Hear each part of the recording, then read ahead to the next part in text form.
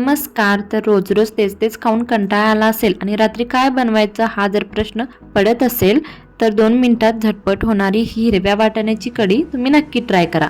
मी आता अर्धा लिटर ताक घेतलेलं आहे आणि त्यामध्ये 2 चमचे बेसन ॲड केलेलं आहे. आता बेसन आणि ताक चांगलं रवीनं मिक्स करून घ्यायचं. असं मिक्स करायचं की ज्यामध्ये गुठळ्या होणार नाहीत. आता इथे ताक आणि बेसन काय एकजीव झालेलं आहे. तर हे साईडला ठेवून द्यायचं.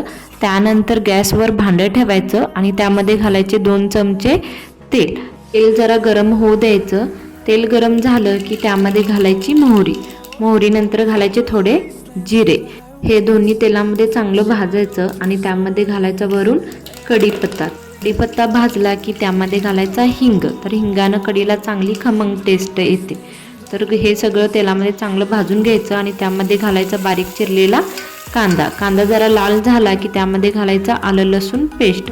आता आलं लसूण पेस्ट कांद्याबरोबर चांगली परतवून घ्यायची.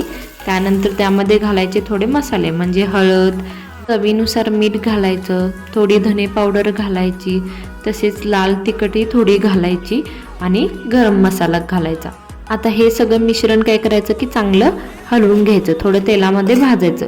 आता आपण घालायचं आपल्या रेसिपीचा मेन हिरो म्हणजे मटार, म्हणजेच आपले हिरवे वटाणे काय करायचे या मसाल्यासोबत चांगले परतवून घ्यायचे. एवढे परतवायचे की ते निम्मे अर्धे काय ह्या तेलातच शिजले पाहिजेत.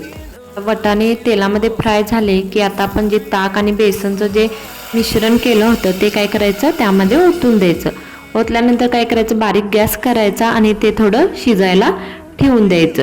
आता आपण इकडे काय करायचं तडक्याची तयारी करायची. कढईमध्ये तेल घ्यायचं, त्यामध्ये हिरवी मिरची टाकायची. हिरवी मिरचीनं काय होते कढीला चांगली चव येते.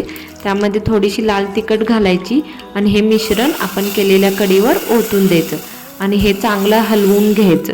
तर आता बघा आता आपली इथं कढी तयार झालेली आहे. थोडा दाटसरपणा पण शिजल्यामुळे त्यामध्ये आलेला आहे. तर तुम्हाला इथं किती दाट हवे आहे त्या पद्धतीनं तुम्ही कढी शिजवू शकताय. त्यानंतर घालायचे आहे त्यावर फ्रेश कोथिंबीर घालून पण छान हलवून घ्यायचे आहे. तर आता इथं आपली हिरव्या वाटाण्याची कढी तयार झालेली आहे. ही कढी गरम गरम भाताबरोबर खूप छान लागते. ही रेसिपी तुम्हाला कशी वाटली नक्की सांगा. नवनवीन मी रेसिपी अशा अनेक घेऊन येईन ज्या करायला सोप्या आणि खायला चटपटीत असतील. ही रेसिपी आवडली असेल तर आपल्या चॅनेलला लाईक, शेअर, कमेंट आणि सबस्क्राईब नक्की करा आणि बेल आयकॉनवर क्लिक नक्की करा.